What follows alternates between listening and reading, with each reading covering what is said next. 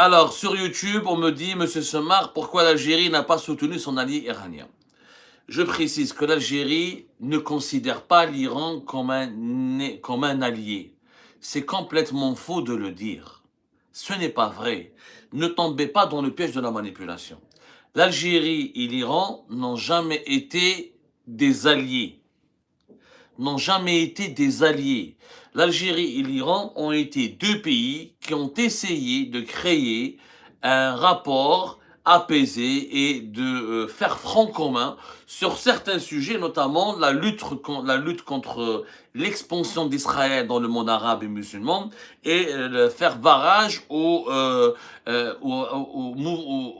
mouvement incessant et répétitif de la normalisation des relations diplomatiques et politiques avec Israël, entre les pays musulmans et Israël. C'était le seul intérêt que l'Algérie développait avec l'Iran. Même durant l'époque d'Abdelmajid Tebboune, il y a eu la visite du président iranien, il y avait des accords qui ont été signés, mais il n'y a pas d'enjeu économique majeur, d'enjeu politique majeur. Au contraire, l'Algérie se méfie énormément de l'Iran. L'Algérie n'a jamais autorisé les diplomates iraniens à bouger, à se déplacer librement dans le pays. La minorité chiite en Algérie elle est extrêmement surveillée. Il y a des chiites en Algérie qui sont extrêmement surveillés. Les déplacements des chiites algériens en Iran, en Irak sont très surveillés par les services secrets, par les services de sécurité. Le régime algérien n'a jamais oublié le rôle nocif et le rôle négatif et le rôle désastreux de l'Iran quand l'Iran avait soutenu le mouvement islamiste radical du Fils et ses groupes armés au début des événements de la décennie noire. C'était une alliance. Il n'y avait pas d'alliance. Il y avait un partenariat qui n'était pas sincère. L'Iran n'apprécie pas le régime algérien. Le régime algérien est le contraire des valeurs de l'Iran. C'est un régime militaire très proche de l'Occident, anti-islamiste, qui joue double jeu. Un jour il est avec l'Occident, un autre jour il s'offre corps et âme à l'impérialisme occidental. C'est deux pays complètement différents. L'Iran est un pays, c'est une théocratie. L'Algérie est une dictature semi-militaire ou semi-civile, militaire ou civile. L'Iran, sous embargo international et américain, a une économie productive quand même, a un appareil productif, elle a des secteurs économiques beaucoup plus élaborés et beaucoup plus solides que l'économie algérienne. Ce n'est pas un pays rentier comme l'Algérie.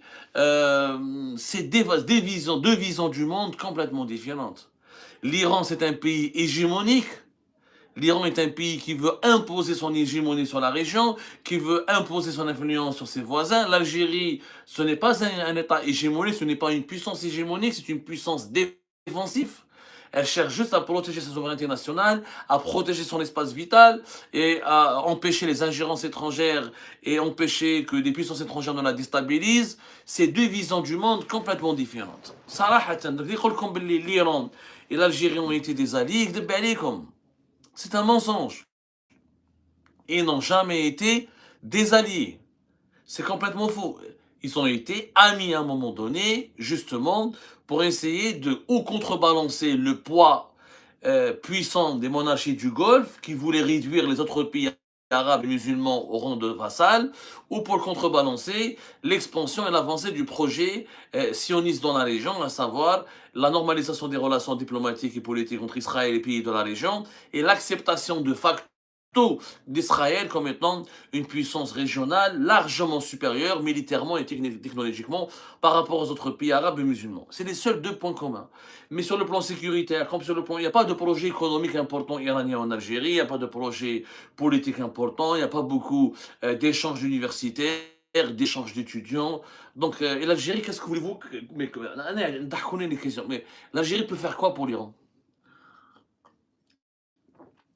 Ce que la Russie et la Chine n'ont pas pu faire, comment voulez-vous que l'Algérie puisse le faire? Les Iraniens, en réalité, le sujet qui s'impose aujourd'hui, et ce que les Algériennes et les Algériens doivent tirer comme leçon, c'est que, rappelez-vous, au début de la guerre en Ukraine, on sait tous, en Algérie, on a tous fantasmé sur la puissance russe, sur Poutine. Ensuite, on a fantasmé sur les BRICS. On a dit, ah, c'est le moment d'intégrer ce mouvement de pays qui veulent désoccidentaliser le monde, qui veulent libérer la planète et le monde de l'emprise de l'Occident, la construction d'un nouvel ordre mondial, et qu'il vaut mieux être sous le parrainage de la Chine et de la Russie pour se libérer du parrainage de l'Occident et de l'impérialisme de l'Occident, et qu'avec les Russes et les Chinois, on va être plus gagnant, on sera meilleur, on va avoir accès au développement, on va avoir accès à la sécurité nationale, et que les Chinois et les Russes vont nous aider quand le jour où on sera en crise. Et ben voilà le résultat. Voilà le résultat. Et je m'arrête le khair. Voilà, qu'est-ce que les Chinois ont fait pour les Iraniens? Rien. Qu'est-ce que les Russes ont fait pour les Iraniens? Rien. Les Chinois et les Russes qui ont intégré l'Iran au sein des pays des BRICS, qui ont donné des armes à l'Iran, qui ont échangé économiquement avec l'Iran, qui sont les premiers, la Chine notamment, c'est le premier client étranger du pétrole iranien. C'est les premiers partenaires commerciaux économiques de l'Iran. L'Iran attaqué, l'Iran assailli, l'Iran ébranlé, l'Iran meurtri. La Chine et la Russie n'ont pas bougé le petit doigt. Mais à part des dénonciations et de l'indignation, la Chine et la Russie n'ont rien fait. Et ils ne feront rien.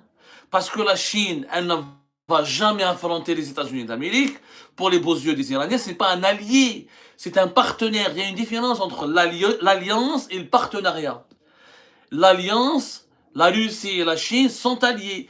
La Chine et la Corée du Nord sont alliés. Mais l'Iran, c'est un partenariat. Pourquoi? Parce que les Chinois ont compris que ça ne sert à rien d'affronter les États-Unis d'Amérique militairement. Ça ne sert à rien d'avoir une aide, de donner une aide militaire et d'intervenir militairement pour secourir l'Iran en affrontant les États-Unis d'Amérique, parce que la Chine aura beaucoup plus à perdre. La Chine, elle a besoin de la stabilité économique mondiale, elle a besoin de rapports économiques avec les États-Unis d'Amérique, qui sont les premiers importateurs de produits chinois. C'est le premier pays importateur du monde, c'est la première puissance économique du monde. La Chine, c'est très bien qu'une guerre militaire ou qu'une confrontation ouverte avec les États-Unis d'Amérique, ça va affaiblir son économie, ça va déstructurer son économie, et si l'économie chinoise tombe en crise, si l'économie chinoise, elle est tombe en disgrâce, si l'économie chinoise, elle est perturbée par des crises systémiques, et ben voilà, la Chine va perdre son statut de puissance universelle. La puissance de la Chine aujourd'hui, elle est économique, elle n'est pas militaire. Les États-Unis d'Amérique, contrairement à la Chine, ont acquis leur puissance, leur de leadership dans le monde par la puissance militaire. Les États-Unis ont gagné 2 guerres mondiales. La Chine n'a pas gagné de guerre mondiale. La Chine, elle a profité de la Deuxième Guerre mondiale et de l'intervention américaine contre le Japon pour se libérer du Japon. Si les États-Unis n'avaient pas combattu le Japon pendant la Deuxième Guerre mondiale, peut-être que la Chine n'aurait jamais pu se libérer de l'emprise du Japon et de la colonisation de plusieurs régions entières, comme la Mandchourie, par le Japon. Mais c'est qu'aujourd'hui, les Chinois, ils ont une doctrine. Les Chinois, ils veulent dominer le monde par la voie pacifique, pas par la voie économique. Alors que les États-Unis et l'Occident, auparavant la Grande-Bretagne, auparavant la France, auparavant l'Allemagne, la Testée de Levin, ils ont dominé le monde par les armes, par les conquêtes, par la colonisation, par les victoires militaires. La Chine n'a pas de victoire militaire. On n'a jamais vu on n'a jamais testé l'importance de l'armée chinoise à l'étranger. On n'a jamais vu se battre réellement à l'étranger. Donc, les Algériens et Algériens, notamment dans le courant islamiste, dans le courant nationaliste, dans certains courants républicains, les francophobes, les fanatiques détracteurs de l'Occident, ceux qui détestent l'Amérique et tout ce qui est Occident. Moi, j'aimerais bien qu'ils nous disent, parce qu'en 2020, en 2021, en 2023, jusqu'en 2024, ils nous ont toujours dit, ils disaient, il y avait toute une classe d'intellectuels, de journalistes, de politiciens, de tout, notamment des courants islamistes, nationalistes et républicains. Certains d'entre eux sont sincères, hein, et je ne leur dénie pas le droit d'avoir des opinions différentes des miennes. Nous conseillaient et disaient, il faut s'aligner sur la Russie et la Chine, intégrer le camp de la Russie et de la Chine, et rompre avec l'Occident et les États-Unis d'Amérique. C'est comme ça qu'on sera gagnant. Et ben là, l'Iran l'a fait, elle a été abandonnée. La Russie et la Chine n'ont pas la puissance militaire des États-Unis d'Amérique. La Russie et la Chine ne vont jamais secourir un pays au risque d'affronter la grande puissance américaine et l'Occident. La Russie et la Chine cherchent à déstabiliser l'Occident, mais sans l'affronter directement, parce que la Russie, déjà, elle est embourbée dans le conflit ukrainien, parce qu'elle affronte l'Occident en Ukraine, et elle n'a pas gagné grand-chose. Il faut savoir que la Russie n'a pas, de ses propres aveux, elle n'a pas atteint ses objectifs. De ses propres aveux, elle le dit, n'a pas atteint ses objectifs. La Chine n'a toujours pas récupéré Taïwan, qui reste quand même sous protectorat américain. Donc, ces deux grandes puissances, elles ne sont puissantes que parce qu'elles ont des modèles économiques et des modèles politiques qui marchent en interne. Ni la Russie, ni la Chine ne sont pour le moment des puissances universelles capables de détrôner les États-Unis d'Amérique. Hayek la grande conclusion du conflit iranien. Donc, dire s'émanciper de l'Occident, l'Algérie, elle a au contraire tout intérêt à approfondir ses relations avec l'Occident, à développer des intérêts stratégiques avec l'Occident. Nos véritables alliés, ce sont les Américains et les Occidentaux, pas les Russes et les Chinois. Au moins, les Américains et les Occidentaux, si un jour on sera dans la merde, ou si un jour on sera dans de grosses difficultés, ou en grande crise d'insécurité ou d'instabilité, ces pays-là pourront nous soutenir. Parce qu'ils ont des relations historiques avec l'Algérie, parce qu'ils ont des intérêts géostratégiques avec l'Algérie, et que ces pays-là n'ont pas envie que l'Algérie bascule dans l'insécurité. Je vous donne un exemple. Demain, il y a une guerre civile en Algérie. Qui va être impacté? Les Chinois et les Russes? Jamais de la vie. Les Turcs? Jamais de la vie. C'est les Européens. Il y aura il y aura une crise migratoire, il y aura une instabilité régionale qui touchera l'Europe, il y aura le gaz et le pétrole algérien qui ne pourra pas parvenir aux pays européens. Donc les Occidentaux, ce sont eux directement qui seront concernés et touchés par les malheurs qui peuvent nous arriver. Donc le bonheur de l'Occident dépend aussi du développement et du bonheur de l'Algérie et vice-versa. Il faut qu'on soit pragmatique. Oui, on doit se rapprocher davantage de l'Amérique et de l'Occident et de l'Europe. Ça a toujours été la doctrine de l'Algérie. La doctrine de l'Algérie, ça a toujours été effectivement la neutralité, les mouvements, le non-alignement, mais traditionnellement, historiquement, économiquement, tous nos intérêts sont avec les Occidentaux. Tous nos intérêts sont avec les Occidentaux. Aucun régime en Algérie, aucun régime algérien ne va jamais pouvoir faire quoi que ce soit pour garantir la stabilité et la sécurité du pays s'il n'a pas des rapports apaisés et intéressants avec l'Occident. C'est ça les résultats, c'est ça les grandes conséquences et les grandes leçons qu'on doit absolument tirer, à mon avis, du conflit iranien ou de cette guerre qui oppose l'Iran à Israël et aux États-Unis d'Amérique. Et j'aimerais bien avoir votre avis. Alors, frère Abdou, quel est votre avis? Cette guerre Israël-État-Unis en Iran, comment pensez-vous qu'elle terminera? Merci à la Madame Karim, frère. Younes L, qui me demande quel est mon avis, comment cette guerre va se terminer entre l'Iran. Moi, je pense qu'elle va se terminer par un compromis. Je ne pense pas que le régime iranien va s'effondrer. Je crois que les conditions sociopolitiques et socio-économiques de l'effondrement du régime iranien ne sont pas réunies. Et sincèrement, je ne pense pas que le régime iranien il est menacé dans ses fondamentaux. Le régime iranien, il a énormément une grande base populaire. Il a des institutions. Il n'est pas basé sur la... Khomeini, il est mort, le régime iranien lui a survécu, il a même failli fabriquer la bombe nucléaire. Khamenei est mort, et vous allez voir que le régime iranien va lui survivre. Parce que le régime iranien, contrairement au régime égyptien, au tunisien, au régime marocain, au régime algérien, contrairement aux dictatures dans les pays arabes, c'est un régime autoritaire, dictatorial, certes, mais avec une assise populaire forte et avec des institutions qui sont fortes. Il y a les gardiens de la Révolution, il y a les Bassidji, il y a l'armée nationale et l'armée régulière, il y a le Marjaïa, le collège des religieux, il y a le mouvement estudiantin, il y a vraiment des institutions économiques et sécuritaires et sociales très fortes en Iran. Et le régime ne va pas céder facilement. Le régime iranien est capable aussi, contrairement aux autres régimes arabes, il compte dans ses rangs une composante réformiste. Qu'il y a un mouvement réformateur en Iran. Il y a un mouvement réformateur en Iran, un mouvement même important. Et les réformateurs iraniens ont toujours été capables d'apporter des solutions pour humaniser le régime iranien et pour l'adapter à l'actualité internationale, aux réalités internationales qui est dans ce monde qui ne cesse d'évoluer. Je pense qu'il y aura un compromis, des négociations avec le successeur de Ali Khamenei et les États-Unis d'Amérique et Israël. Et je pense que ce compromis ne va pas intervenir avant la fin du mois du Ramadan. L'Iran aujourd'hui ne peut pas négocier parce qu'elle a été trop humiliée, trop rabaissée, trop de pertes. Son chef, leader suprême, a été assassiné le premier jour. Les Iraniens vont résister au moins encore une semaine. Et à partir de la dernière semaine du mois du Ramadan, ils vont négocier. Mais pendant au moins une semaine, ils vont tirer des missiles, lancer des drones et provoquer le maximum de dégâts en Israël et dans les pays de la péninsule arabique qui sont assimilés par les Iraniens comme étant des colonies américaines et des colonies de l'impérialisme occidental et des alliés d'Israël.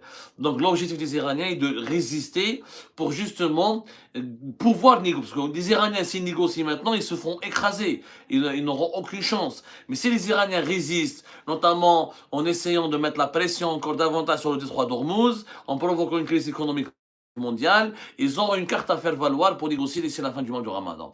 Voilà comment je vois moi la situation, voilà comment je vois moi le dénouement, et vous me diriez votre avis.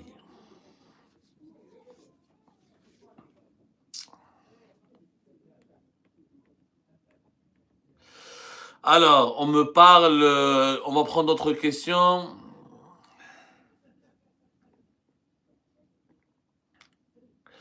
Alors, Simba, on me dit les USA n'ont même pas soutenu les pays arabes contre l'Iran, ils vont soutenir l'Algérie. Bah, Simba, je sais pas, apparemment tu vois pas l'actualité, tu connais pas un peu l'histoire. Je suis désolé, mais qui est intervenu au Koweït contre Saddam Hussein? C'est les États-Unis d'Amérique. Qui est en train, qui a intervenu qui a repoussé la menace iranienne à maintes reprises. C'est les États-Unis d'Amérique et Israël, c'est les pays occidentaux. Regardez comment la Grande-Bretagne, l'Allemagne et la France ont affiché leur ambition pour se mobiliser militairement afin de protéger les pays du Golfe. C'est pas la Chine ou les États-Unis, c'est pas la Chine ou la Russie. C'est pas le Pakistan. C'est pas le Pakistan qui risque d'intervenir pour sauver l'Arabie Saoudite ou sauver le Qatar ou pour sauver les Émirats contre une potentielle invasion iranienne. Parce qu'attention, les Iraniens ont la capacité d'organiser un débarquement terrestre. D'ailleurs, ce serait peut-être intéressant de voir. Je crois que d'après certaines sources et d'après certains médias iraniens, il y a un débat au sein du régime iranien pour effrayer davantage les pays voisins, les pays de la péninsule arabique, avec des actions terrestres, des actions sur le sol. Et il est possible qu'on va avoir des actions sur le sol des pays du Golfe dans les jours à venir. S'il n'y avait pas le parapluie américain, je crois que les pays du Golfe auraient perdu toute leur autonomie, leur indépendance depuis l'époque de l'Irak de Saddam Hussein. Soyons sérieux. Le parapluie américain, c'est ce qui protège les pays du Golfe depuis plusieurs décennies. Donc on ne peut pas dire que les Américains ne soutiennent pas les pays arabes. Alors, Mauritanus qui me dit combien de chances que nous serions les prochains dans le viseur américain. Non, on n'est pas dans le viseur américain. Je ne suis pas d'accord. Je suis pas d'accord. Il y a l'équipe. Il n'y a pas il n'y a pas de divergence majeure euh, entre l'Algérie et les États-Unis d'Amérique. L'Algérie est un pays souverainiste, c'est vrai, dans sa doctrine officielle. Est un pays, dans son discours public, dans son discours médiatique, c'est un pays qui se prétend être anti-impérialiste, mais ça n'a jamais été dans les coulisses, dans la pratique diplomatique officielle, l'Algérie n'a jamais été pays anti-américain. Les rapports entre le régime algérien et les États-Unis d'Amérique ont toujours été cordiaux, ont toujours été au beau fixe.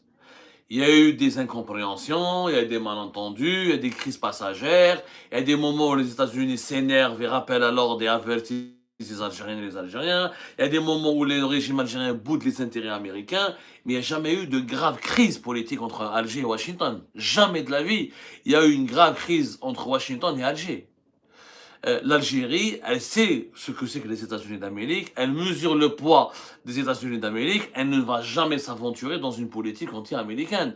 L'Algérie n'a jamais abrité sur son territoire des bases d'une puissance ennemie des États-Unis d'Amérique ou de mouvements armés ennemis des États-Unis d'Amérique.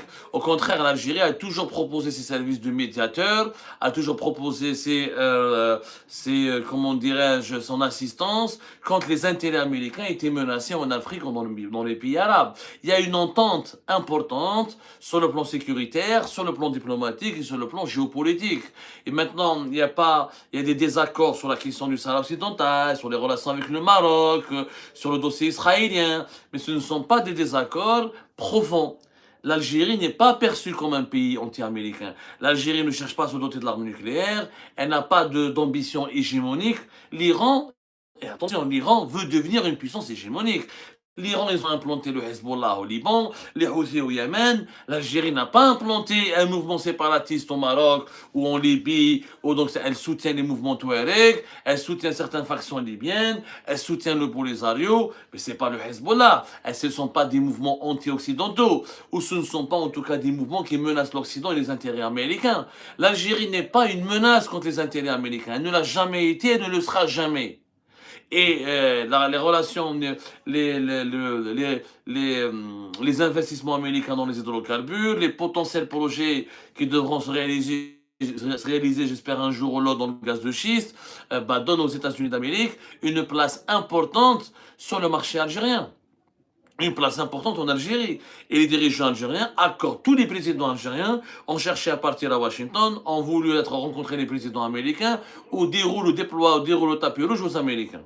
Parce que l'Algérie, elle a toujours tenu à être considérée par les États-Unis comme une puissance pivot, comme une puissance stabilisatrice de la région, comme une puissance crédible qui arrange et qui développe et qui protège en partie les intérêts américains dans la région. Donc on ne sera pas dans le visuel américain jusqu'à maintenant. Sauf si Abdelmajid Tebboune, qui a quand même déconné, parce qu'avant l'arrivée de Donald Trump, Tebboune a voulu se la jouer avec Vladimir Poutine, il est parti à Moscou, où il a dit que l'Algérie, personne ne dictera à l'Algérie sa conduite, où il a traité Poutine de l'ami de l'humanité. Ensuite, il est parti en Chine, il a promis tout et n'importe quoi aux Chinois. Si Abdelmajid Tebboune, avant l'arrivée de Donald Trump, n'avait pas changé de politique, il avait continué sa politique trop pro-russe et pro-chinoise dans la région, là oui, on aurait eu des soucis. Et Abdelmajid Tebboune, il faut lui reconnaître, il a été très intelligent et très pragmatique. Dès l'arrivée au pouvoir de Donald Trump, je dis bien dès son arrivée au pouvoir, Abdelmajid Tebboune a changé radicalement de politique, il s'est éloigné de la Russie et de la Chine, et il a fait les yeux doux à Washington. Il a dit oui à Trump. Il a voté la résolution de Donald Trump sur Gaza, alors qu'elle était anti-israélienne et à l'enterre désarme la résistance palestinienne. Il n'a pas voulu voter contre la résolution américaine qui est sur le Sahara occidental, qui met en valeur le plan de l'autonomie, alors que l'Algérie soutient depuis longtemps l'indépendance de ce territoire. Il n'y a pas eu de critique, il n'y a pas eu de mauvaise volonté, de mauvaise foi de la part des autorités algériennes quand les États-Unis d'Amérique ont réclamé davantage de coopération en matière de lutte contre l'immigration clandestine. Les hauts responsables militaires américains sont accueillis bras ouverts avec tous les honneurs à Alger. Il n'y a jamais eu de crise. Les intérêts économiques américains n'ont jamais été menacés, n'ont jamais été torpillés. Tout se passe très bien. Depuis l'arrivée de Donald Trump, Tebboune a négocié un virage américain et il est devenu même l'un des présidents les plus pro-américains du continent africain. Donc on n'est pas du tout dans leur viseur. Alors, merci beaucoup pour la question. Poiscaille qui me dit pourquoi il n'y a toujours pas d'ambassadeur américain à Alger. C'est une très bonne question. Eh bien, il n'y a pas d'ambassadeur américain. Ce n'est pas, on l'a déjà expliqué, on a déjà fait 2-3 émissions là-dessus. Il n'y a pas d'ambassadeur américain parce que les États-Unis d'Amérique ont estimé, Donald Trump a estimé, l'administration Trump a estimé qu'il n'était pas nécessaire d'avoir un ambassadeur à Alger. Puisque les rapports économiques et politiques entre l'Algérie et les États-Unis d'Amérique ne sont pas à la hauteur de leurs attentes. On n'achète pas beaucoup les produits américains, on a un déficit de la balance commerciale qui est favorable à l'Algérie.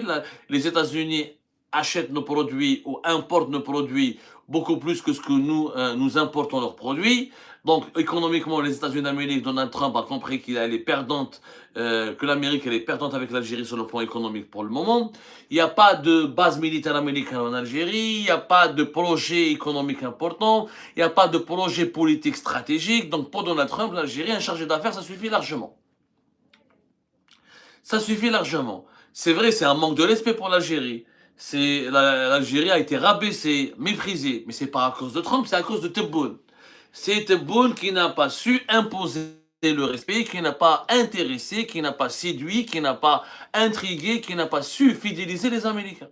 À l'époque de Bouteflika, jamais les Américains nous auraient envoyé un simple chargé d'affaires, parce qu'ils ont vu que Tebboune n'était pas un président sérieux. C'était pas un président fiable.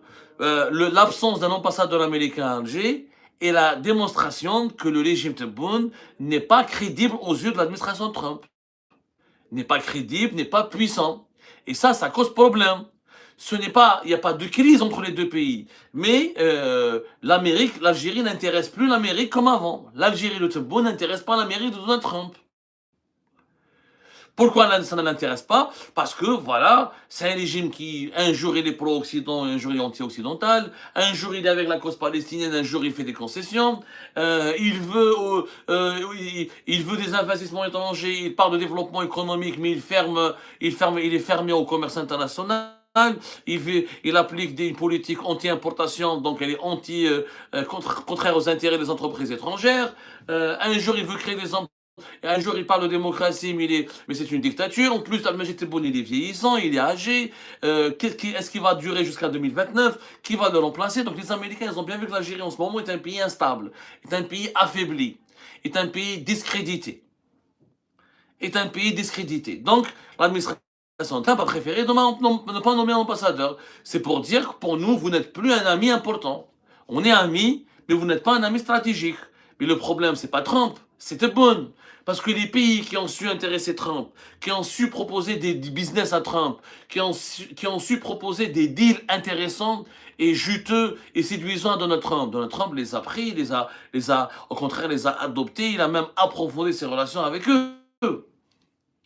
On n'a pas su le faire. On a dit aux Américains les terres rares. Quand les Américains ont où sont ces terres rares, personne ne le sait. C'est des études théoriques, ces terres qui n'ont jamais été prouvées. Le gaz de schiste, les Américains ont demandé des garanties. On ne veut pas leur donner ces garanties-là. Politiquement, on est encore incohérent.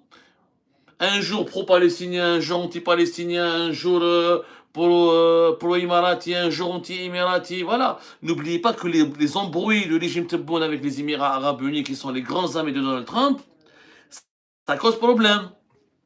D'être les Émirats, qui sont l'un des partenaires les amis importants de l'administration Trump, ça joue un rôle. Quand tu continues à pratiquer une politique anti-israélienne, ça ne plaît pas à Donald Trump.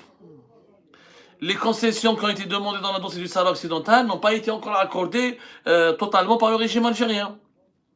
Donc, il faut absolument comprendre que pour Donald Trump, l'Algérie de Tebboune n'est plus un pays intéressant. D'ailleurs, économiquement, c'est un pays fermé. Donald Trump, c'est un homme d'affaires, c'est un businessman. Là où il y a le fric, là où il y a du dollar, là où il y a des intérêts économiques importants pour son pays, il se positionne. Avec l'Algérie, l'Algérie n'achète pas américain. Elle veut acheter chinois et russe. Et elle achète essentiellement en euros. Plus de 60% de nos exportations viennent plus de 60% de nos exportations vont vers l'Europe et plus de 50% de nos importations viennent d'Europe. Donc les Américains, ils ont bien vu que l'Algérie n'achète pas beaucoup américain, n'ouvre pas son marché suffisamment au marché américain, et l'Algérie n'investit pas beaucoup aux États-Unis d'Amérique, contrairement aux autres pays pétroliers et gaziers du monde arabe, qui sont les monarchies du Golfe, qui investissent beaucoup aux États-Unis d'Amérique. Même nos réserves de change ne sont plus aux États-Unis d'Amérique. On n'a plus de réserves de change. On n'a pas placé notre argent aux États-Unis d'Amérique comme c'était à l'époque de Bouteflika. Même nos réserves de change en dollars, elles sont en train de baisser. Elles sont en train de diminuer. Donc, en diminuant drastiquement, il nous reste quoi? Il nous reste de l'or. On vous a déjà expliqué que dans les réserves de change, les fameux soi-disant 60 milliards de dollars, en réalité, nous avons 30 milliards de dollars et ou moins de 30 milliards de dollars de liquidités et une vingtaine de milliards de dollars, presque 30 milliards de dollars d'or. C'est les actifs en or, mais en liquidité, en dollars, et on a quelques trentaines, même pas 30. Ça a baissé, moins de 30. Donc comment voulez-vous intéresser Donald Trump? Mettre des investissements. Le pays est verrouillé. Tebboune refuse d'importer. Il complique la vie aux investisseurs. Quand tu veux t'installer en Algérie, tu ne peux pas ramener ta matière première. Tu ne peux pas transférer ton argent. Les entrepreneurs et les hommes d'affaires privés, on leur pourrit la vie. Et en plus, en matière de lutte contre l'immigration clandestine, l'Algérie ne réagit pas. Pas mal de haragas algériens sont aux États-Unis d'Amérique, ils sont expulsés, mais l'Algérie ne coopère pas comme il se doit, comme le veulent les Américains. Il n'y a même pas de vol. Il n'y a même pas une ligne aérienne Alger-New York ou Alger-Washington. ما عندناش même pas طيارة مع les États-Unis d'Amérique. Donc comment voulez-vous que Donald Trump va s'intéresser à l'Algérie? Il ne va pas s'intéresser à l'Algérie. Pour lui, c'est un pays fermé, sous-développé, pays pauvre, très peu de pétrole, très peu de gaz, qu'avec du gaz de schiste et quelques terres rares, mais on ne sait pas quelles sont les réserves, il n'y a jamais eu de chiffres réels et d'études sérieuses là-dessus. Et pour le gaz de schiste, c'est compliqué. Il faut beaucoup de milliards, il faut beaucoup d'investissements. Mais l'Algérie veut imposer aux compagnies américaines que la Sonatrach soit partenaire stratégique et qu'elle garde la souveraineté, un droit de regard souverain, ou qu'elle garde la majorité dans la décision souveraine, au niveau de la gestion des puits et des gisements de gaz de schiste. Les Américains ne l'ont pas accepté. Et ne l'ont pas accepté. Donc, ça ne marche pas. Donald Trump est en train de narguer l'Algérie. Alors, bonsoir Abdou, composes-tu d'une fédération d'Algérie pour développer davantage le reste? Oui, le fédéralisme, on peut en parler, hein. J'en parle depuis des années. Il est clair qu'un grand territoire comme l'Algérie, je dis bien qu'un grand territoire comme l'Algérie, il n'est pas normal qu'il reste centralisé, qu'il reste géré, dominé par un gouvernement central. Il n'est pas normal. Ça n'a pas de sens. Tout décidé depuis l'Algérie, depuis Alger, ça n'a pas de sens. Donc Abdelmajid Tebboune, il a créé des nouvelles wilayas. Alors pour Abdelmajid Tebboune, décentraliser, c'est créer plus de 50, je ne sais même pas combien de wilayas nous avons maintenant. Je crois que plus de 60 wilayas. Ça n'a pas de sens. Créer des wilayas partout n'a absolument aucun sens. Parce que la wilaya, la nouvelle wilaya, quand elle est créée, elle relève du ministère de l'Intérieur, qui est basé à Alger. Les budgets sont décidés depuis Alger. Les programmes de développement sont décidés depuis Alger. Donc c'est une centralisation accentuée. C'est une centralisation qui se renforce, qui s'accentue. Ni plus ni moins. Donc on ne peut pas dire que, voilà, qu'il y a la création de nouvelles wilayas, c'est pas la décentralisation. Tebboune, il trompe les Algériens, ils disent, les voilà.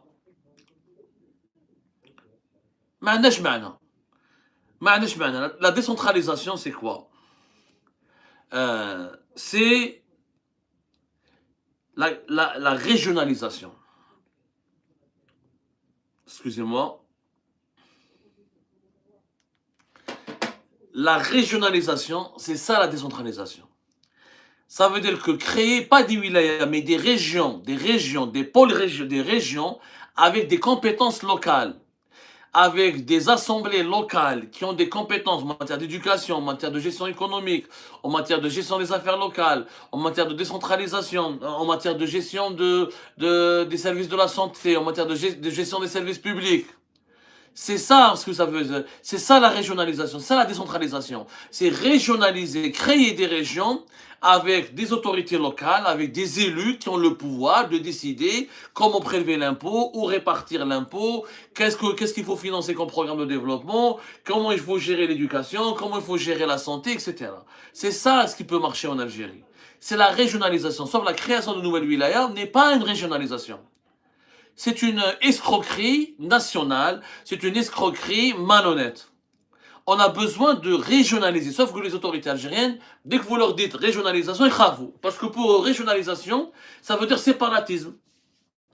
Ah, si on veut régionaliser, ah, mais la Kabylie, il faut qu'elle soit autonome. Ah, c'est séparatiste. C'est comme le MAC. Tu es terroriste. Il y a terroriste, il te classe terroriste, ou un grand criminel.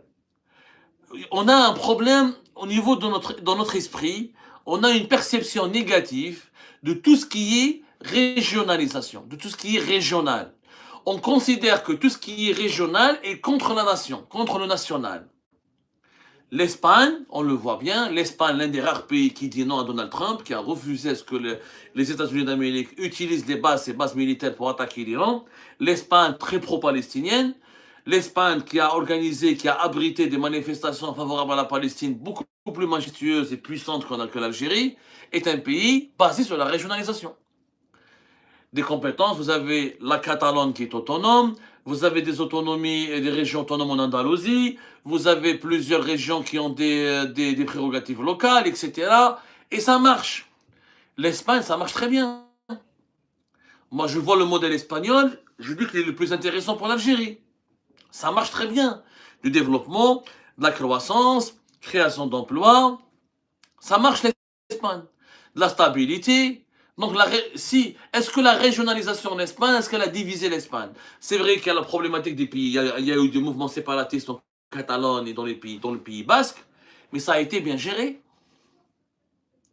Ça a été bien géré. Force est de constater que ça a été vraiment bien géré. Les indépendantistes en Catalogne sont une minorité, certes agissante et elle fait du bruit, mais c'est une minorité. Dans le Pays Basque, on n'entend plus parler de l'ETA, qui était un mouvement terroriste, qui plaçait des bombes. C'est pas le MAC, hein. C'est pas le MAC, l'ETA. Il faisait des attentats, il mettait des bombes, il tuait des gens. Il a une longue histoire faite de sang et de larmes. Et la régionalisation espagnole, elle a gagné. حنا en Algérie هضره زوج l'unité nationale, ça ne veut rien dire l'unité nationale. L'unité nationale dans la pauvreté ne veut rien dire, l'unité nationale dans le chômage ne veut rien dire, l'unité nationale dans la misère sociale ça ne veut rien dire, et puis les inégalités, l'unité nationale, ok, l'unité nationale. Alors pourquoi Ouargla n'est pas développé comme Alger? Pourquoi la Route n'est pas développée comme Oran? Pourquoi Ghardaï n'est pas développé comme Constantine? Et je pose la question, pourquoi Béchar n'est pas développé comme Blida et Bjaya?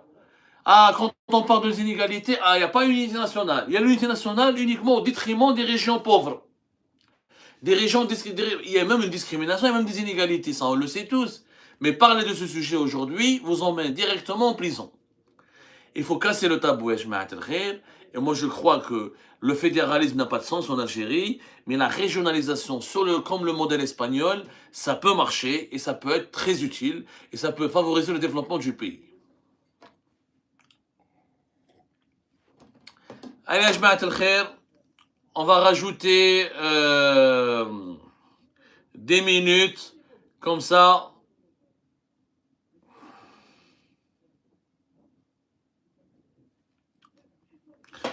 On vous laissera dormir et reposer. Alors, sur YouTube, on me dit exploiter le gaz de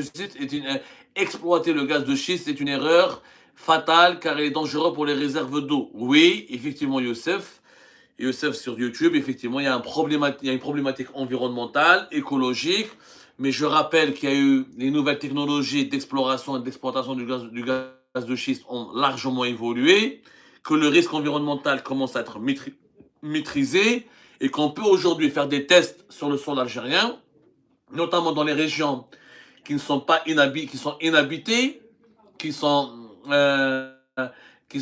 il n'y a pas beaucoup de population. On peut trouver une solution entre la gestion de l'eau et l'apport financier que va rapporter le gaz de schiste. Il y a des arbitrages à faire. La technologie qui exploite le gaz de schiste aux États-Unis, et notamment, elle a beaucoup évolué. Les Américains ont beaucoup innové et ils ont inventé des méthodologies beaucoup plus respectueuses de l'environnement, beaucoup moins polluantes et qui garantissent une meilleure rentabilité. Donc, si on fait des arbitrages, si on teste ces méthodes, et si les majors américains acceptent d'investir en Algérie, de faire un transfert de technologie, on peut être gagnant. Si on utilise les anciennes méthodes d'exploration du gaz de schiste du début des années 2000 ou de 2010 ou 2011, oui, je suis d'accord avec toi. Mais Youssef, on est dans le monde de 2026. En 2026, il y a la possibilité de tester des nouvelles technologies. Et c'est possible. Sincèrement, c'est possible. On a d'immenses réserves. Si le gaz de schiste peut me ramener une dizaine de milliards de dollars pour nourrir ma population, pour développer mon industrie, pour assurer ma sécurité nationale, pourquoi pas? Pourquoi pas? Il faut un arbitrage. Pourquoi pas? Dans certaines zones, il y a un risque environnemental qu'il faut gérer. Maintenant, si on doit préserver l'eau, juste pour préserver l'eau, rester dans la misère, ça n'a pas de sens. Moi, je dis qu'il faut ouvrir le débat. Et d'ailleurs, Youssef, tu m'as inspiré une belle émission. On va faire une émission là-dessus pour proposer des solutions et faire part à notre communauté, à nos compatriotes, des dernières avancées en matière de technologie, d'exploitation et d'exploration du gaz de schiste. Merci beaucoup, mes amis. J'espère que vous avez été patients avec nous. Il nous reste 9 minutes. On prendra d'autres questions. Ejma'at al-Khair. Merci pour votre curiosité, pour votre implication. Alors, quelqu'un me dit, DaVinci 87 sur YouTube me dit, vous vous trompez, les réserves de change, je te confirme que nos réserves de change sont aux USA, que ce soit en matière de liquidité ou même en or en ce qui concerne l'or. Eh ben, tu me sors alors une preuve qu'ils sont aux États-Unis d'Amérique. Parce que moi, j'ai cherché en fait au niveau de la réserve fédérale américaine, au niveau de la Fed, qui est l'équivalent de la Banque centrale américaine, il y a des comptes publics. Il y a des comptes publics, il y a la liste des pays qui ont placé leur argent au niveau de la Fed et qui ont acheté ou des obligations, qui ont acheté des bons de trésor américains ou qui ont caché leurs réserves de change. La Chine, l'Arabie Saoudite, l'Irak, le Koweït, beaucoup de pays l'ont fait, ils ont placé leurs réserves de change aux États-Unis d'Amérique. En Algérie, non. L'Algérie n'est plus aux États-Unis. Les réserves de change en Algérie ne sont plus au niveau de la Fed depuis au moins 2018-2019. Moi, j'ai vu aucune trace de la part des réserves de change, aucune trace, mais aucune trace des réserves de change aux États-Unis d'Amérique. On en a même parlé en 2021. Je dirais même depuis 2020-2021. Maintenant, est-ce que si tu as des documents d'Avinci à nous faire parvenir ou des démonstrations ou des preuves, j'aimerais bien que tu nous les expliques. J'aimerais bien que tu me les montres. Younes LR me dit la Chine est devenue, frère Abdo, la Chine est devenue la première puissance économique mondiale. Ne pensez-vous pas que l'Algérie devrait s'allier davantage à la Chine qu'aux États-Unis d'Amérique? D'abord, la Chine, on s'est allié à la Chine à l'époque de Bouteflika. À l'époque de Bouteflika, on s'est allié à la Chine. Sauf que cette alliance n'a pas été gagnante réellement. On leur a donné tous les marchés publics. Les autoroutes Est-Ouest, les marchés des logements, les grandes infrastructures. Qu'est-ce que les Chinois ont donné à l'Algérie en contrepartie? Là, avec le régime Bouteflika, la Chine, elle a détrôné la France. Elle est devenue le premier pays partenaire commercial économique du pays. Où nous avons il y avait les échanges économiques entre l'Algérie et la Chine ont dépassé les 11-12, voire même certaines années les 11-12 milliards de dollars. C'était quand même important. Mais force est de constater que les investissements chinois en Algérie ont été décevants. Très peu de transfert de technologie, très peu de création d'emplois. Les entreprises chinoises, elles viennent en Algérie, elles prennent des marchés publics, elles réalisent des marchés publics, elles se font payer, elles partent. Quand on a diagnostiqué le problème, et quand on a fait la remarque à la Chine, à la fin du régime de Bouteflika, les Chinois ont fait des efforts, ils ont voulu s'implanter en Algérie, dans des projets de montage et d'assemblage de véhicules, dans des projets de fibre optique, dans des projets d'électroménager, etc. Sauf que le climat d'affaires en Algérie est mauvais. En réalité, le problème de l'Algérie, c'est pas le choix des partenaires ou le choix des alliances. Aucun allié ne trouve son intérêt avec l'Algérie. Pourquoi? Parce que, regardez la Chine, dès que les Chinois ont commencé à vouloir investir et à s'implanter, Bouteflika est parti avec une crise politique en 2019. Le régime Tebboune qui a succédé à Bouteflika a tourné la dos à la Chine et s'est rapproché de la Turquie. On a donné tous les gros projets à la Turquie. Tosheli dans la sidérurgie, les logements pour 3 ou 4 grandes sociétés turques et leurs sous-traitants. Et la Chine a perdu des parts de marché importantes, au point où les Chinois se sont désengagés de l'Algérie, ils sont partis investir au Maroc, en Angola, au Nigeria, au Congo, en Égypte et ailleurs. Les investissements chinois à l'époque de Tebboune, ils sont minimes. Il y a des marchés chinois. Il y a quelques encore marchés chinois. Le grand port de Cherchel n'a pas pu se faire, alors qu'à l'époque de Bouteflika, il allait se faire. Le projet phosphatique de Tbessa n'a pas pu se faire, alors qu'avec Bouteflika, il allait se faire. Et ça, c'est que des exemples parmi tant d'autres. La Chine, à l'époque de Bouteflika, elle a fait un don. Elle a donné gratuitement l'opéra d'Alger de l'aide faillite. Elle voulait donner un grand centre sportif et culturel à Barraqi. Ça a été bloqué parce qu'il y avait un changement de régime. Le régime Tebboune n'inspire pas confiance. Personne n'investit chez nous en réalité. Même les Turcs, quand ils viennent, ils n'investissent pas chez nous. Ils prennent des marchés publics, financés par des banques publiques. Ils prennent des crédits, ils créent des emplois très faibles. Ils font des transferts de dividendes, ils font de la prestation de services où ils ramènent des matériels, ils font de la fabrication avec un taux d'intégration faible ou très peu d'exportation. L'Algérie n'est pas gagnante. On n'est pas gagnant, pourquoi? Parce qu'on ne sait pas attirer les investisseurs chinois.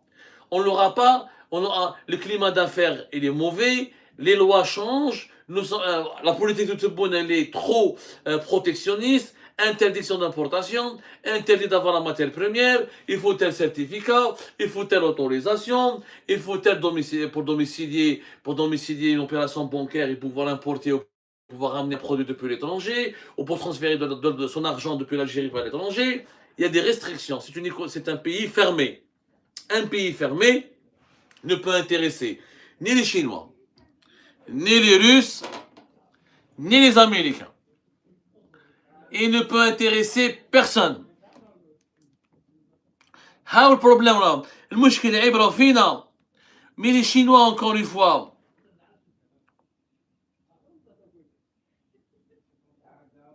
البروبليم راه فينا يا جماعة الخير. مي جوست فينا البروبليم راهوش في الناس. حنا اللي ما عرفناش نسيروا الامور. Nous n'avons pas su comment rassurer les partenaires internationaux. Et encore une fois, la Chine ne va pas faire une alliance avec l'Algérie pour de l'idéologie.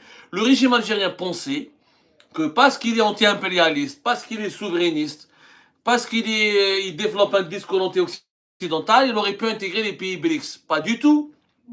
Les Chinois et les Russes ont préféré l'Éthiopie, l'Arabie Saoudite, les Émirats ou l'Égypte parce que ce sont des pays dynamiquement plus stables, économiquement plus stables et plus dynamiques. Et c'est des pays plus ouverts aux capitaux chinois, aux entreprises chinoises ou aux investisseurs étrangers. C'est le business qui détermine l'alliance. Ce n'est pas l'idéologie. Le régime algérien, il a essayé de construire des alliances sur la base de l'idéologie. Or, l'idéologie ne fonctionne pas. C'est le business qui fonctionne, ya jma'at al-khair. C'est ça ce que les dirigeants algériens ne veulent pas comprendre.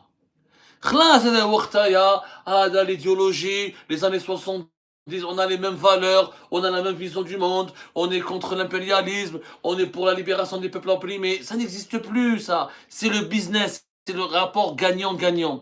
Je suis allié avec toi, combien je gagne? Qu'est-ce que tu vas m'acheter comme produit? Qu'est-ce que je peux te vendre? Comment tes entreprises peuvent s'installer chez moi? Comment moi mes entreprises peuvent s'installer chez toi? Qu'est-ce que tu peux me rapporter sur le plan économique? Qu'est-ce que je peux t'apporter sur le plan financier? C'est ça ce qui détermine les alliances d'aujourd'hui, Ajma'at al-Khair, et non pas l'idéologie et les discours creux et les slogans. Malheureusement, nous sommes dans le régime algérien est un régime de slogans et d'idéologie. Comme ça, nous avons fait 1 heure. C'était la soirée du Ramadan du 4 au 5 mars 2026. Je vous donne rendez-vous demain, Inch'Allah, pour d'autres décryptages, d'autres discussions. Et les débats se poursuivent sur les différentes plateformes d'Algérie Part. Bye bye. Saha